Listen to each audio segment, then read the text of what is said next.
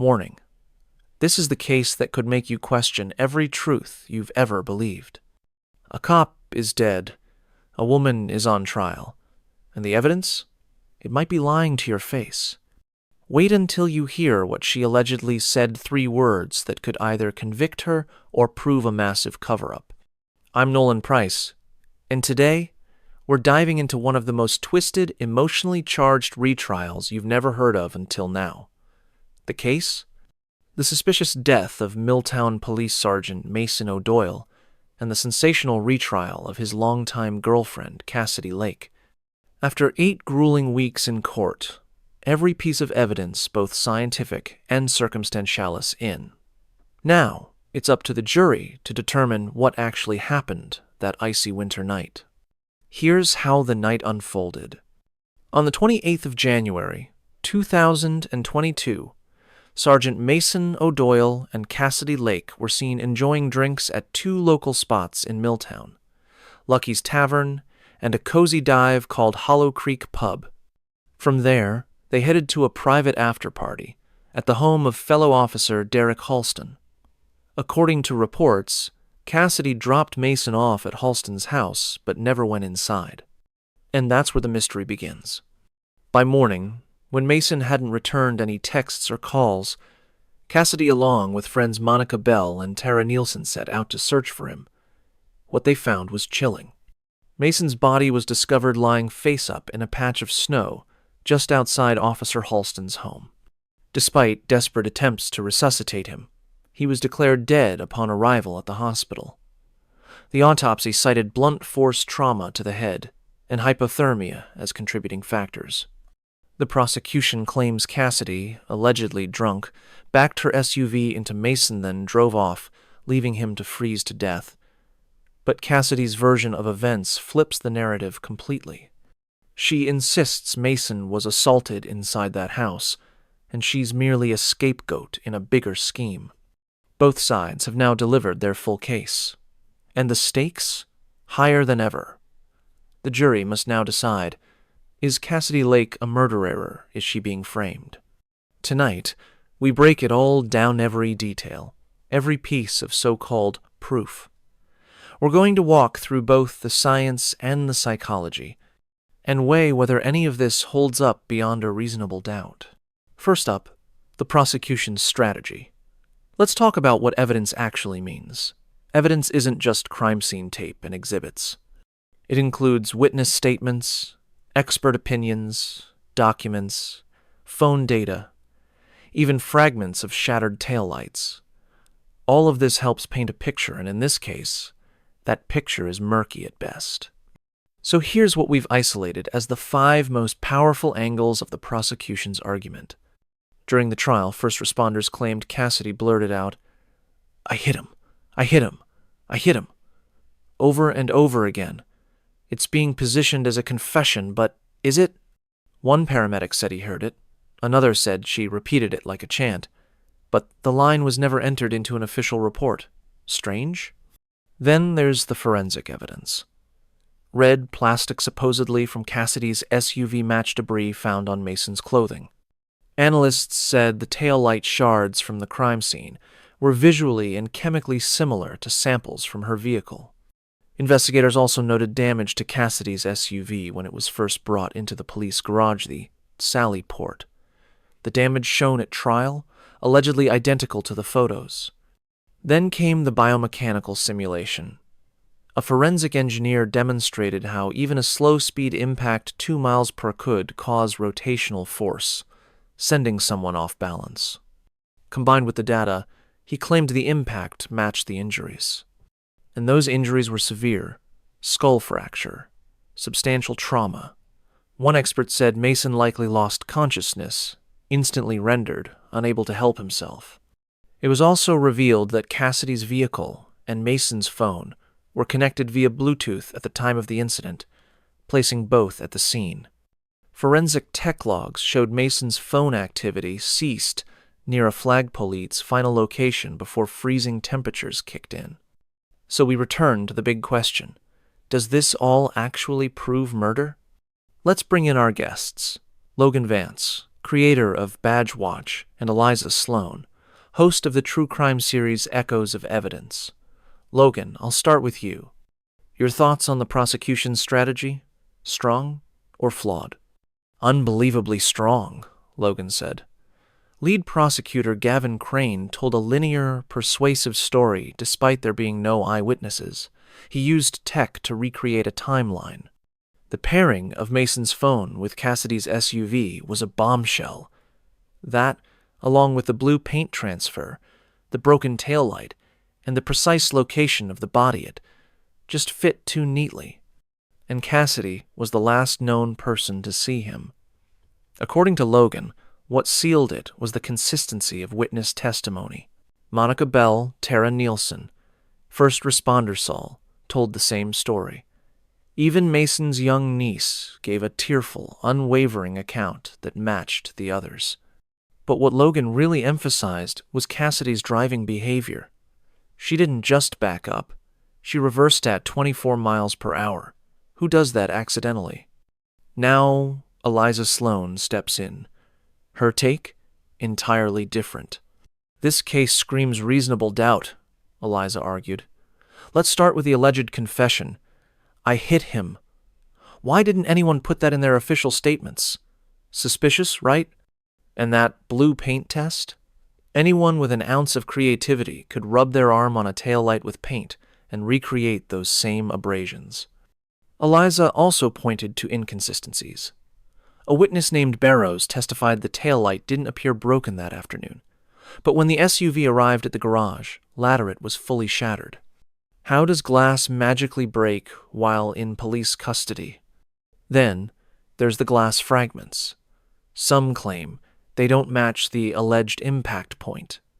Others question whether debris was planted or contaminated.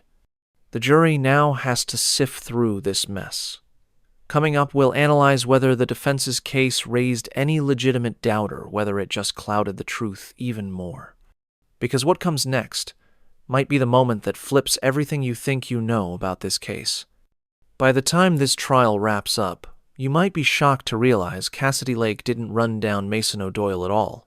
That SUV, it never touched him, not even a scrape. No impact, no accident, no murder. That was defense attorney Carter Wexler's bold claim in his opening argument, and it echoed with even more weight during closing. But bold claims aren't enough in court.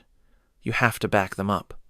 And the defense came armed, not just with cross-examinations, but with their own parade of witnesses and a handful of experts that challenged nearly every detail of the prosecution's story. So let's look at what could be the 5 strongest pillars of the defense's case evidence they hope will blow the lid off this entire narrative. To start, the crash reconstruction. Defense experts conducted a controlled test launching a similar SUV into a synthetic human arm at exactly 24 miles per hour. The result? Barely a hairline crack on the vehicle's diffuser, and no meaningful damage that mirrored the crime scene photos. More importantly, the sleeve covering the arm showed no puncture wounds or tears the kind you'd expect from glass shards or a high-force impact. Then came the forensic pathologist. Under oath, she dismantled the prosecution's core claim that Mason's death was due in part to hypothermia. According to her, there were 0 indicators, no ulcerations. No signs in tissue or organsto support a hypothermic death. In her words, that diagnosis does not apply in this case. And what about trauma from a car? The defense pathologist said she saw none. No bruising, no internal bleeding in the legs, no fractures, nothing consistent with a pedestrian being struck at high speed. Things turned darker when former officer Jordan Devers testified. He revealed that on the 9th of August, 2023, he witnessed Lieutenant Craig Berkman and Chief Brian Higgins enter the police garage alone with Cassidy's SUV. According to Devers, they were inside for an unusually long time. That detail, although small, raised serious questions. What were they doing? Why them? And why so long? Then there was the defense's bombshell theory. Mason's wounds weren't from an SUV at all. but from a dog attack. Their expert pointed out puncture marks consistent with canine teeth, even identifying fabric that had been dragged into the wounds, likely by a bite. A dog that, notably, was later rehomed and never seen at the property again. But the defense didn't stop at science. They brought the heat on corruption and bias, too. Texts between investigators were shown to the jury, including one from investigator Miles Proctor, who called Cassidy a lunatic and used explicit slurs to describe her.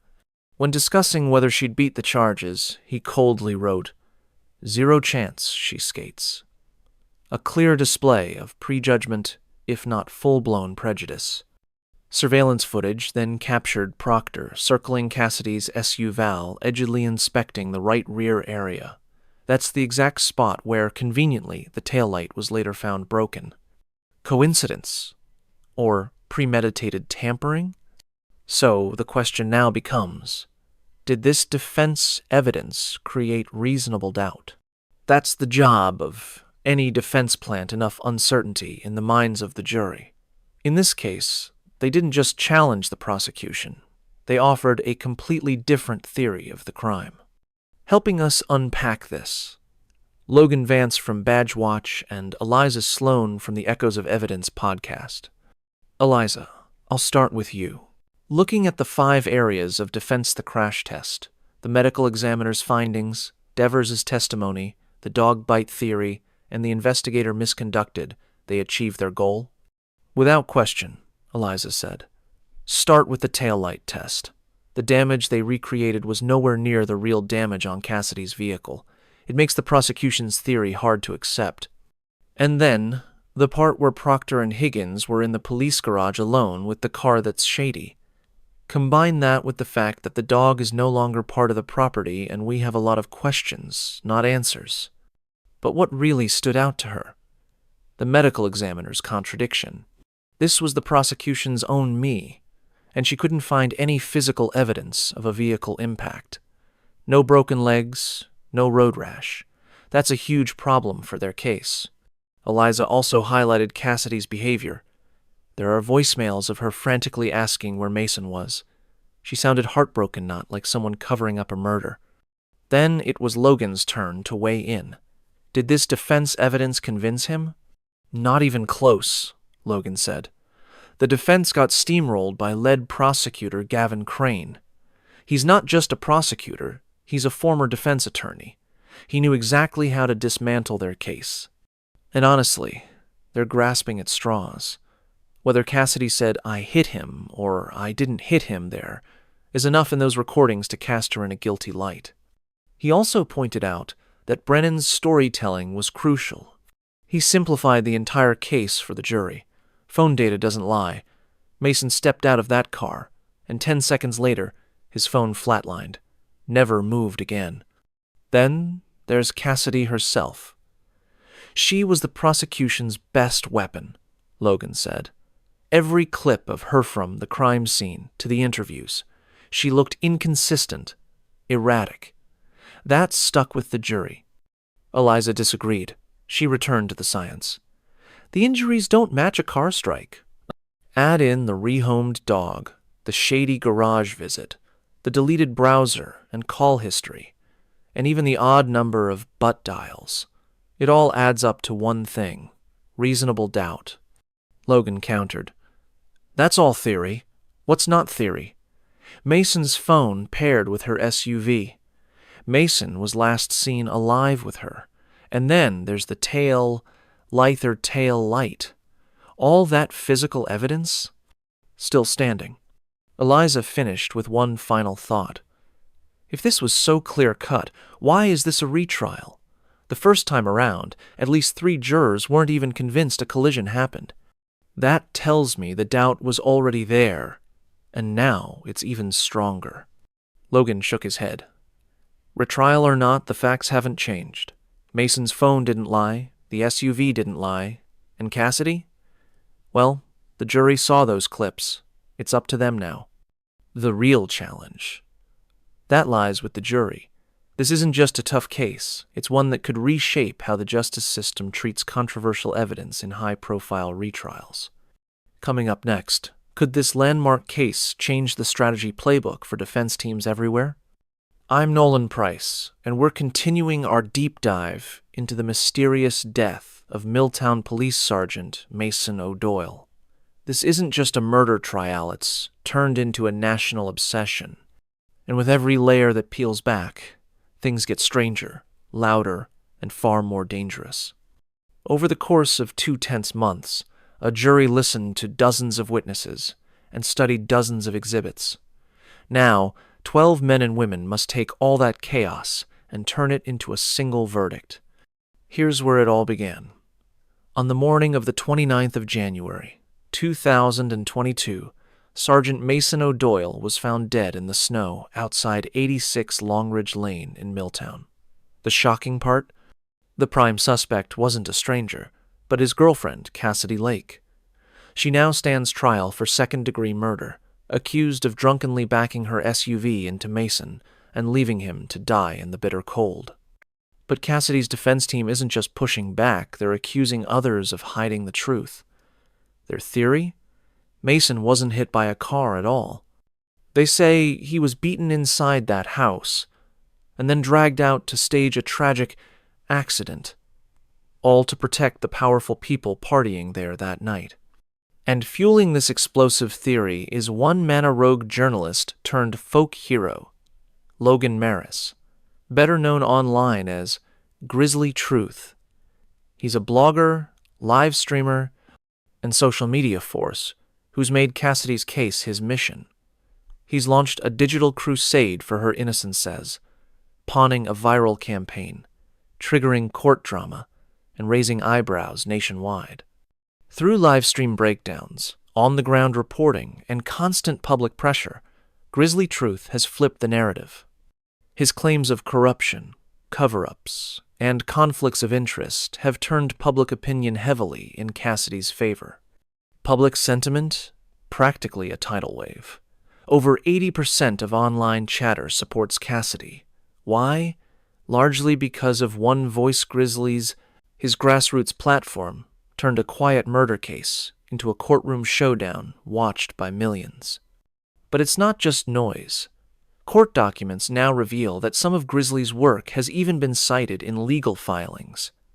And during trial, jurors saw firsthand how his content lit the fire for Cassidy's defense campaign and the Free Cassidy movement.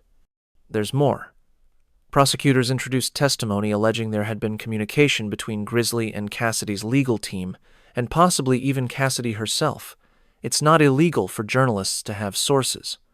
But this blurred the line between journalism and advocacy. Let's look at what Grizzly's done. He's appeared on national broadcasts, called out specific officers, demanded accountability, and repeatedly accused investigators of lying. One viral rant had him shouting, "How stupid do they think we are? They're feeding us a lie, and we're eating it with a spoon." At the heart of his fury, State Trooper Miles Proctor, the lead investigator. In court, Proctor denied being threatened by online bloggers, but the tension was palpable. Grizzly had messaged people connected to the case, attempted interviews, and accused officials of misconduct.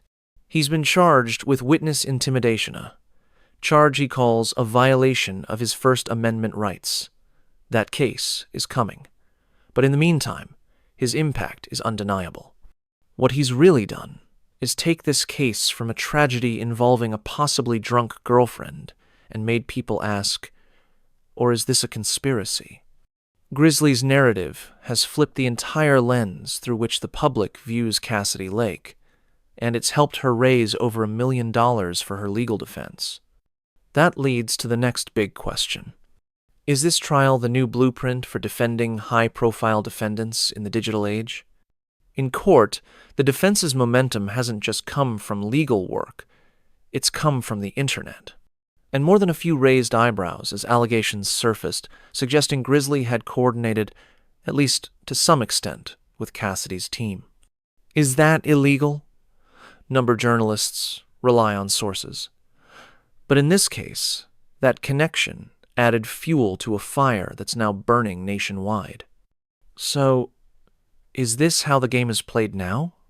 Joining us to break it down, retired defense attorney Kirk Nerwin and seasoned trial lawyer Mike Jalil. Kirk, your first take has this trial created a digital age defense blueprint? I don't think so, said Kirk. This isn't just someone yelling conspiracy. This is someone laying out facts. There's actual substance to what Grizzly's claiming. It's not some fantasy. Mike Jalil disagrees completely. This is the new blueprint, he said. Forget the OJ trial. That's old playbook. Cassidy's second trial is the moment everything changed. This wasn't a side story. It merged with the case. You can't separate them anymore.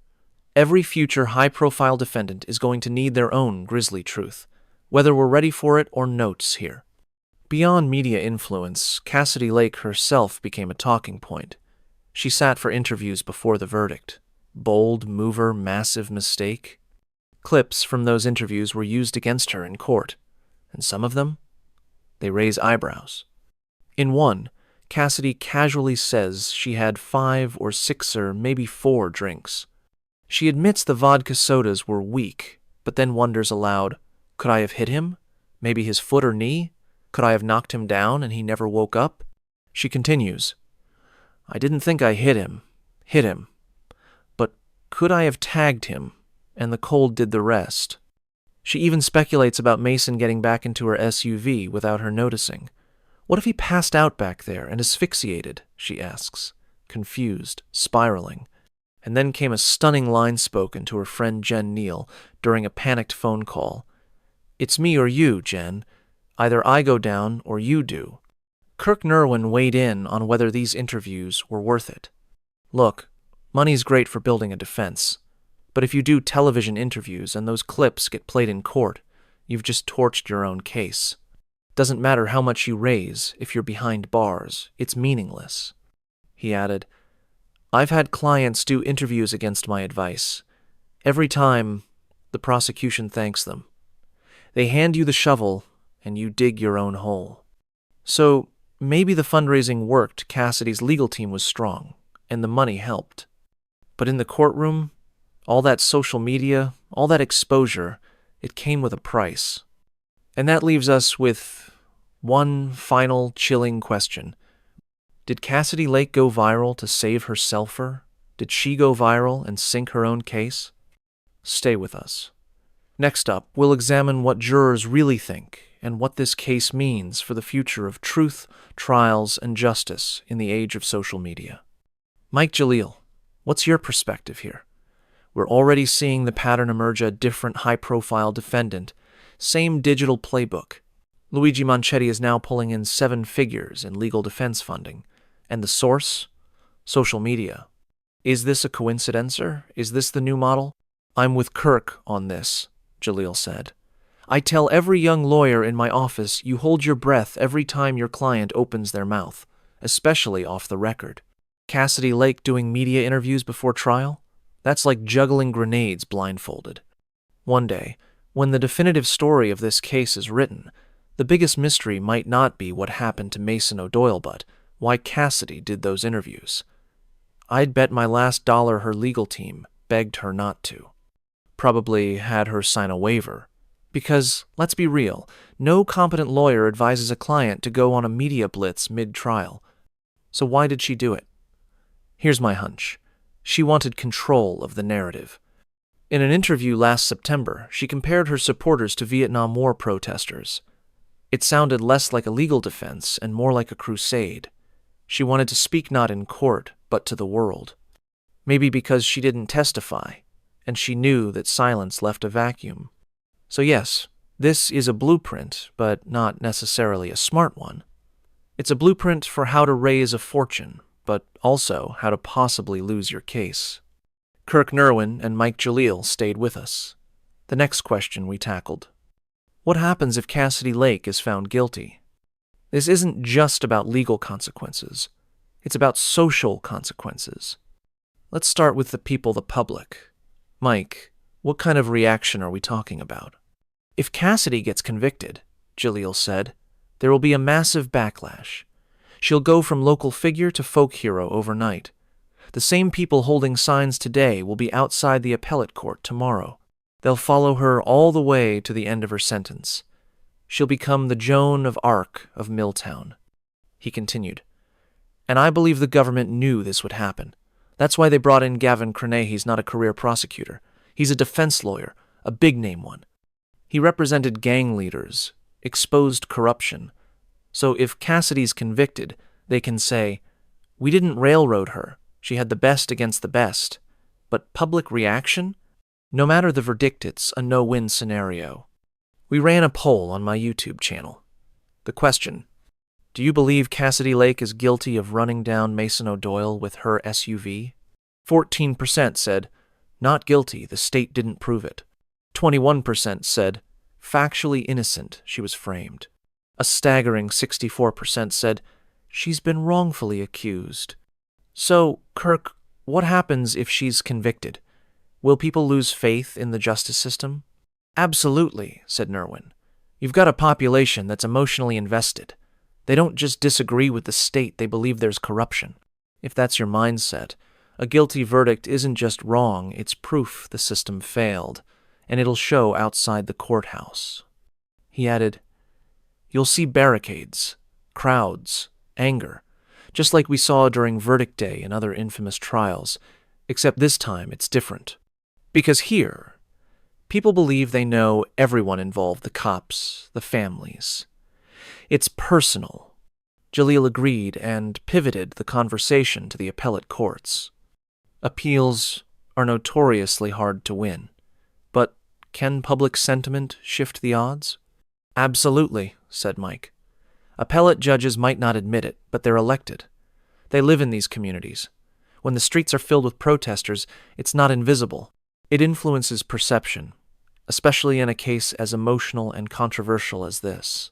He continued, I was just in Milltown yesterday, talking to a waitress not connected to the case at all.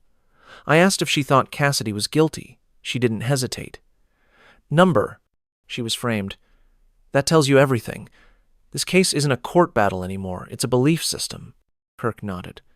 Appeals aren't just about the law. They're about pressure public, political, emotional. This case could absolutely sway how higher courts see the details, especially if any missteps happened in the initial trial.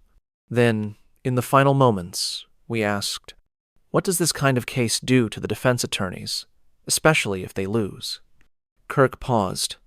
Well, if you believe your client is guilty, you move on. But if you believe they're innocent, and it all played out publicly like this, it's devastating. These attorneys won't walk away. They'll take it to appeals, to the Supreme Court if they have to, and the public will follow. And that's really the point here. From the beginning, this trial was different.